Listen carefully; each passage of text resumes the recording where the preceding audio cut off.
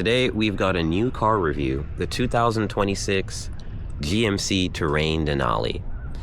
This is a car that's spec'd to around $45,000, and it includes a lot of the bells and whistles that you would expect from GMC's Denali offerings, including a chromed out grille, black moonroof, or panoramic roof, I should say rather, and a few options like the ash and white interior, obviously the power sensitive or sensor sensitive tailgate, which you've got back here. This classifies as a small SUV or a multi-person vehicle, an MPV. So it's not your full-size SUV, it's definitely not your mid-size. It's sort of more of an entry level, but it's also not a crossover. It actually does have some off-road capabilities. It has an all-wheel drive mode, it has an off-road mode, and it can tow a few thousand pounds. 3,000 pounds off the top of my head. I will check that stat out later. But so far so good. I've spent about 1,000 miles this week in the Terrain, and I can say that, genuinely this is not a car that I would personally want to drive or have in my collection. But there are a few pros and there are a few quirks about this car that I want to get over, or go over rather. So let's get into it. One of the things I really like about the Terrain are the floor and all-weather matte package. They're very useful. You have a spare underneath here also, but they're useful in just keeping dirt away from the interior, because the interior is a very light color, as you can see. So dirt shows up easily. I was in the desert earlier, so I've got some dirty floor mats. Over here you can see that there is rear heated seating as well as ventilation, and then you have your USB-C ports back here. Traditional GMC layout where you have a bolstered leather armrest here, and then you have the you could call it sort of like a quadrilateral door handle, or the frame that's around it. The Denali branding and the steering wheel are what we expect from GMC. They are the same kind of steering wheel that I saw last year in the in last year's 2025 Canyon that I reviewed earlier this year. Sorry. But yeah, I do like this car. It is convenient. I think it's really classified and categorized by its convenience as a car that you're supposed to use on daily commutes, to get the kids to school, to get you to work. I've been using it to take me to work, and it's been reliable so far. And I can't lie, it isn't something that I would go out and buy myself, but the look, it does have a very iconic look that is unique to it. I think it has to do with the sculpt lines, and then obviously the wide body kit on the fenders. That makes a big difference. I will note that there is some panel mismatch here, especially right up here, but it's not Tesla level, so it's all right. We can have a pass on that. This particular car was built in Mexico. Some of GMC's other vehicles are built in the States, but primarily this model is built and assembled in Mexico. So what are some other things you can go over? Well, let's get in the car and figure that out. So one of the things I'm a major fan of in the Denali Terrain is specifically the infotainment system. Ooh, that's a little loud. Okay, let's close the door. So yeah, the infotainment system. I've used better. And what I mean by that is the system stability of this tablet that uses Android as its basis, as an operating system, is incredibly unstable. Guys, I've been driving and I've had this crash on me. I've had to pull over on the side of the road and CarPlay not activate, and I don't know where I'm going. I've had to boot this into safe mode, which you can find over here. Safe mode requires you to not only reset and restart the system, but you have to open your driver door and keep it open for a full minute before the system can re-engage and restart in normal mode.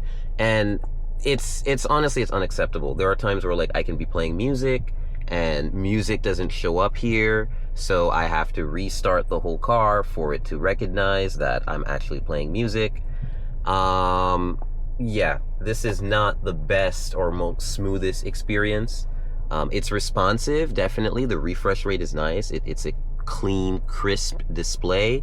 You do need a microfiber cloth to keep it clean, but it's not stable. Software-wise, it's not stable, and they need to do something about that. They need to publish an update or something, because I've done about 1,000 miles in this car, and the system has failed on me critically at least 4 different times in 1 week.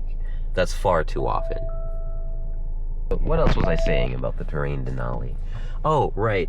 So I do love the digital rear view mirror. This is something I wanted in the Canyon, but they have it here. Love that. Sunglasses case. A lot of cars are missing that nowadays. Love that. The panoramic moonroof or sunroof. Love that. I do wish that the rear panel went backwards, but obviously that's a technical challenge, so that's okay. Glove box is a pretty solid standard size. There is a decent amount of space down here as well. Oops. Well, let me tweak that. Yeah, there's a decent amount of space down here as well. This is the wireless phone charger. It works. I do like its placement, so it's kind of out of the way, and it allows you to make use of all the space here, which, by the way, there is storage space down there. So sometimes I put my keys or my wallet or my keys. Obviously, this is how you open the trunk, your parking brake, your driving modes that I was talking about earlier. So snow, ice, tow haul, off-road, and normal. All-wheel drive mode, auto hold mode, auto start stop, and then your brightness instrument adjustment. Yeah, I mean, like, this has been fun to drive, of course. And every time GMC grants me the opportunity to test out vehicles for a week, I definitely appreciate that. But I also want to highlight just, I really am tired of cars having the wrong engines. Let's talk about it. This particular Terrain has a 1.5 liter or 1.6, let me double check that, turbo 4-cylinder engine with a rated MPG of 24, which, by the way, I've never really been able to hit that 24. I've only been able to hit 22.8 on the over 1,000 miles that I've done in this car. I would say that ultimately this needs a whole new powertrain. The transmission feels like it's grabbing for power where there isn't any. And on the highway, you feel this. You feel this when you want to overtake someone. You feel this when you're at 55 and you want to jump up to 65. The car does not gradually or gracefully accelerate at speed when on the highway. It's going to drop a gear, it's going to buck a little bit, and then it's going to catch up with speed. And then the turbo kicks in. And honestly, that's, for 45 grand, you can get a better engine, honestly. Like, I've gotten better overtaking in a Corolla, or specifically a Honda Accord, or even a Honda Civic, actually. And yes, those cars are lighter, but it's really no excuse for a car this expensive to have this underpowered of an engine. Fuel tank is pretty good though. It's a decent size. So filled up, I have about 353 miles on a full tank of gas, which isn't too bad here in Southern California. All right, so that's the interior. Lumbar support. I mean, the seats are kind of comfortable. They're a little bit more luxurious than what I saw in the Canyon, obviously. That was more off-road. This is more luxury, everyday, daily driving spec. The heated and ventilated seats, I definitely enjoy them. Like, it is nice to have that ventilation and to feel it when it's really warm. But I wouldn't say that I feel cooler with it than I would with it off, and the AC on full blast. The heated seats and this heated steering wheel, though, they do make a major difference, and I do feel that pretty immediately. All right, guys, the 2026 Terrain Denali